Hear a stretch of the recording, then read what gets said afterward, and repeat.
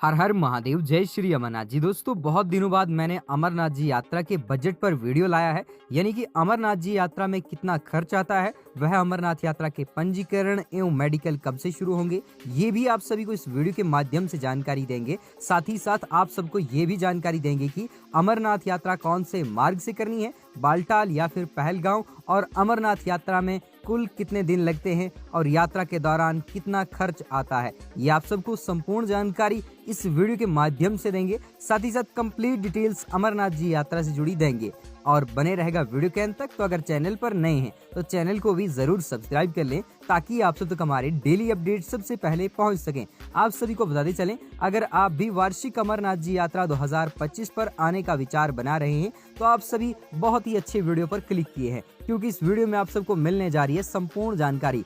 अमरनाथ जी यात्रा पर आने के लिए सबसे पहले आप सभी को अपने मेडिकल और पंजीकरण करवाने अनिवार्य रहते हैं। अब ये मेडिकल पंजीकरण कैसे होते हैं, वीडियो के अंत में इसकी जानकारी दूंगा। इससे पहले आपको अमरनाथ जी यात्रा से जुड़ी कुछ महत्वपूर्ण जानकारी बता देते हैं। अमरनाथ यात्रा जम्मू और कश्मीर राज्य के अनंतनाग जिले में शुरू होती है। जम्मू शहर से लगभग 200 किलोमीटर की दूरी पर ये यात्रा शुरू होती है। पवित्र यात्रा के लिए 2 यात्रा रूट्स हैं, जैसे कि पहला अनंतनाग के पहलगांव से शुरू होता है और दूसरा सोनमर्ग के बालटाल से शुरू होता है। सोनमर्ग की दूरी जम्मू शहर से लगभग 350 किलोमीटर के करीब है। और आपको बताते चले, यात्रा के दौरान तीर्थ यात्रियों ने अगर जल्द से यात्रा करनी हो, सेम डे अगर आपने रिटर्न लेना हो, तो आप बालटाल रास्ता अपना सकते हैं, क्योंकि बालटाल रास्ता लगभग 12 किलोमीटर का है, जिसे आप दिन में ही यानी कि सेम डे ही रिटर्न ले सकते हैं। वहीं अगर आपके पास समय है, अगर आप आराम से यात्रा करना चाहते हैं, तो आप पहलगांव से यात्रा कर सकते हैं। पहलगांव से यात्रा करने वाले यात्रियों को पहले दिन पहलगांव बेस कैंप रुकना होता है और दूसरे दिन शेषनाग, तीसरे दिन पंचतरणी और चौथे दिन दर्शन करके पंचतरणी भी आप रुक सकते हैं। अन्यथा आप बालटाल से रिटर्न होकर बालटाल बेस कैंप पर रुक सकते हैं। आपको बताते चले, अमरनाथ जी यात्रा के लिए 2 सिस्टम्स लागू किए गए हैं। जैसे कि अगर आप कॉनवाई से जाना चाहते हैं तो आप कॉनवाई, अमरनाथ जी यात्रा की कॉनवाई भगवती नगर से ले सकते हैं। और भगवती नगर जम्मू में यात्री बेस कैंप है, जहां से आप गाड़ियों की मदद से, एक सुरक्षा सिक्योरिटी की मदद से बेस कैंप तक पहुंचेंगे। वो बालटाल हो या फिर पहलगांव, दोनों बेस कैंप के लिए इसकी कॉनवाई निकलती है। और श्रीनगर पंथा चौक में भी बेस कैंप है। अगर आगे बारिश हो रही है बालटाल या फिर पहलगांव में, तो श्रीनगर के बेस कैंप पंथा चौक में आपको रोका जाएगा। वहीं रास्ते में यात्री निवास चंद्रकोट, जो रामबन में बनकर तैयार हुआ है, वहां भी आपको रोका जाएगा। चलिए अब कुल खर्चे की बात करते हैं। अमरनाथ जी यात्रा के दौरान आप सभी को बताते चले, अगर आप यात्रा करना चाहते हैं तो आप सभी का खर्च जो है, लगभग दिल्ली जैसे बड़े शहरों से आप 5 से 6 हजार में आराम से यात्रा करके लगभग 1000 से 2000 रुपए की बचत करके भी घर तक पहुंच सकते हैं। अभी ऐसा कैसे होगा, आपको अभी ये जो जानकारी दे रहा हूँ इसे थोड़ा गौर से सुनना। जब भी आप दिल्ली शहर से अमरनाथ जी यात्रा पर निकलेंगे, सबसे पहले अपनी ट्रेन बस की स्लीपर टिकट लेंगे। और जर्नल में तो बहुत भीड़ रहती है। अगर आप अपनी स्लीपर टिकट की मदद से आ रहे जम्मू तक, लगभग आपको 350 से 400 रुपए में जम्मू शहर तक पहुंचा देगी। वहीं जम्मू भगवती यात्री निवास जो है श्री अमरनाथ जी यात्रा का, वह बिल्कुल निःशुल्क है। शाम के समय में वहां से रुकने के बाद आपको शाम के समय में ही पहलगांव अगर आप जा रहे हैं या फिर बालटाल, दोनों बेस कैंप, जिस भी बेस कैंप पर आप जा रहे हैं वहां की आप टिकट कटवा लेंगे। वहां की टिकट कटवाने के बाद सुबह 3 से 4 बजे के करीब वहां से कानवाई कश्मीर घाटी के बेस कैंप की ओर रवाना होगी। और यहां से पहलगांव की दूरी के लिए आपको चार्जेस ले जाएंगे 600 रुपए, 500 से 600 रुपए। और डिलक्स बसेस जो है, सुपर डिलक्स एसी बसेस जो है, उनके चार्जेस अलग है। चार्जेस में 30-40 रुपए जो डिलक्स बसेस है उनमें अंतर हो सकता है। इसके बाद आपको बताते चले, बालटाल का किराया जो है वो आपसे 700 से 800 रुपए प्रति यात्री लिया जा सकता है, एक साइड का। वहीं बालटाल में रुकने की सुविधा की अगर हम बात करें तो रात्रि समय में आप 200 रुपए में और 250 रुपए में और 500 रुपए तक बहुत ही आराम से रुक सकते हैं टेंट में। टेंट में आपको फ्लोर सिस्टम और बेड सिस्टम मिलेगा, जिस पर आप रहेंगे। अगर आप पहलगांव में रुक रहे हैं तो पहलगांव में भी कुछ इसी तरह की प्रक्रिया रहेगी। आपको बताते चले, पहलगांव से मैं आपको बताता चलूं, पहलगांव में पहले दिन रुकने के बाद आप आगे की ओर बढ़ेंगे। दूसरे दिन सुबह 5 बजे के करीब आर्मी यहां से बेस कैंप चंदनवाड़ी की ओर यानी कि चेक पोस्ट की ओर रवाना करेगी, तीर्थ यात्रियों को कड़ी निगरानी में। और जब आप चेक पोस्ट चंदनवाड़ी की ओर रवाना होंगे, यहाँ से 150 रुपए का किराया आपका गाड़ी का रहेगा चंदनवाड़ी तक, यानी कि पहलगांव से चंदनवाड़ी 16 किलोमीटर के डिस्टेंस पर आपको देने होंगे 150 रुपए छोटी कैब कार के। इसके बाद आगे की यात्रा यहीं से शुरू होती है।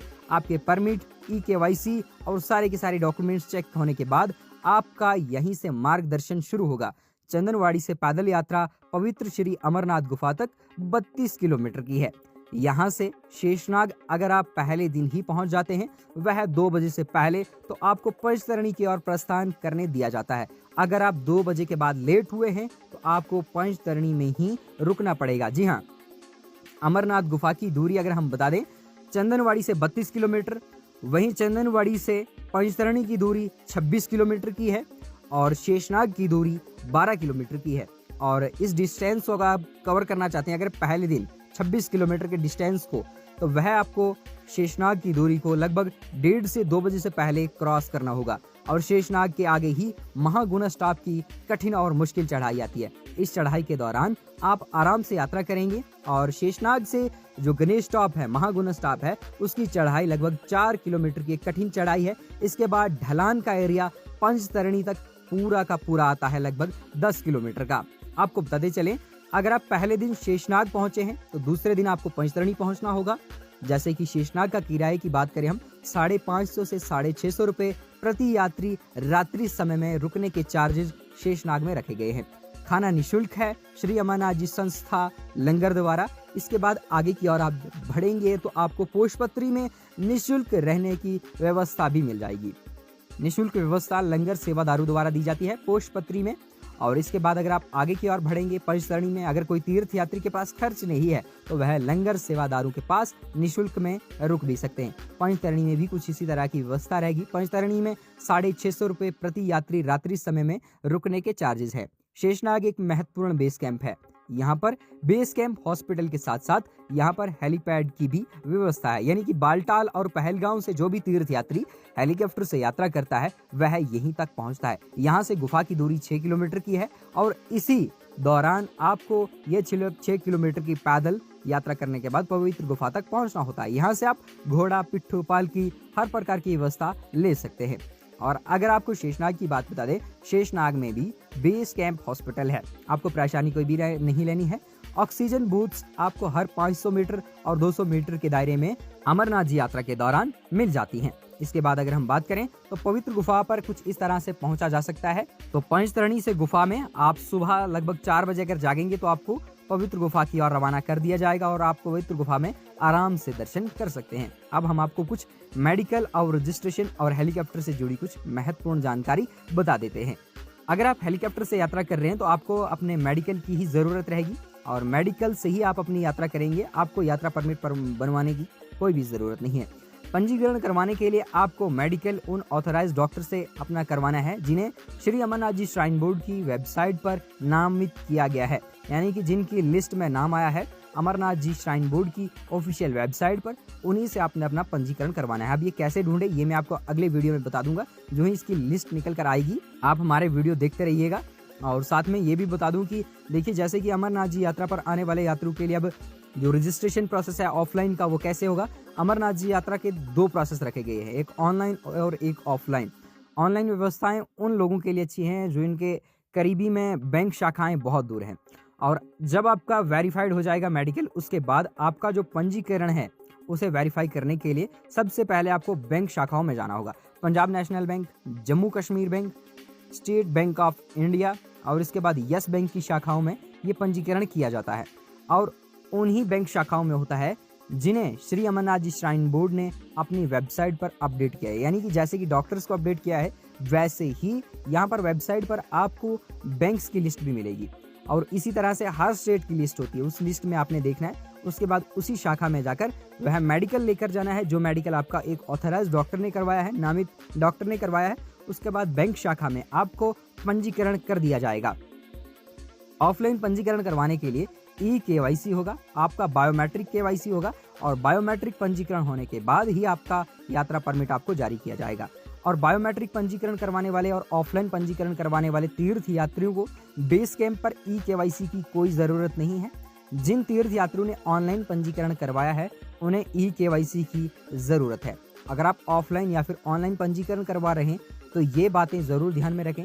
जब भी अपना मेडिकल करवाएं तो अपने फ़ोटो के ऊपर डॉक्टर की स्टंप ज़रूर लगवा लें। ऑनलाइन पंजीकरण करवाने के लिए आप अमरनाथ जी श्राइन बोर्ड की ऑफिशियल वेबसाइट पर आएंगे और यहाँ पर आप अपना पंजीकरण करवा सकते हैं। और यहाँ पर पंजीकरण करवाने के बाद आपको ऑनलाइन यात्रा परमिट 1 से 2 दिन में प्राप्त होगा। इसकी फीस 150 रुपये रहेगी और ऑफलाइन भी यही फीस रहेगी। आपको बताते चलें कि यात्रा ओपनिंग डेट्स, काफ़ी तीर्थ यात्रियों की ये विचार है कि यात्रा कब तक ओपन होगी, तो आपको बताते चलें अमरनाथ जी यात्रा 2025 में शुरू होने की अभी तक कोई तारीखों का आधिकारिक तौर पर अनाउंस नहीं किया गया है। आपको बताते चलें 28 जून या फिर 28 जून से पहले अमरनाथ जी यात्रा इस वर्ष शुरू हो सकती है। जो आप सभी के लिए एक टेंटेटिव डेट्स बता रहा हूँ और संभावित तिथि बता रहा हूँ। और साथ ही साथ मेडिकल और पंजीकरण को लेकर भी कोई भी अपडेट नहीं है। और मेडिकल पंजीकरण भी अमरनाथ जी यात्रा के जो है वह 15 मार्च तक शुरू हो जाएंगे। कुछ इस तरह के अपडेट हैं जो आप सभी के लिए ज़रूरी जानकारी भी है।